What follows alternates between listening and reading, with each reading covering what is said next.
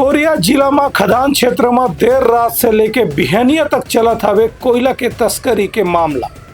Police थाना के सामने होए के बाद भी नहीं हुआ थे कोनो प्रकार के कार्यवाही। कोरिया जिले के चर्चा और पटना थाना क्षेत्र के आसपास खदान क्षेत्र में रात भर कोयला के तस्करी के मामला जारी है, लेकिन पुलिस अभी तक तस्कर मन के खिलाफ कोई भी कार्रवाई करे में नाकाम साबित हुआ थे। वीडियो में देखे जा सकते थे कि कोयला चोर मन छोटे छोटे गाड़ी में रात के करीबन 12 बजे से सुबह 5 बजे तक कोयला के तस्करी करत रही थे। इस बीच में पुलिस ढालियों में रोके के कोई भी प्रयास नहीं करे जाए। संगे संग बिना नंबर की गाड़ी से कोयला ढोहारे के बाद ओला एक पिकअप वाहन में रखे जाते, जिला फिर बाहर भेजे जाते। ऐसे सिलसिला लगातार कतको महीना और कतको साल से चलत है।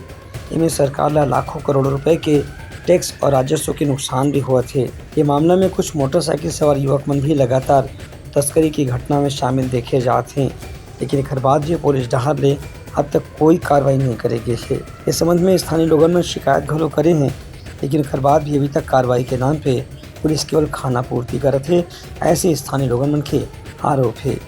ब्यूरो रिपोर्ट उतलंघा न्यूज़।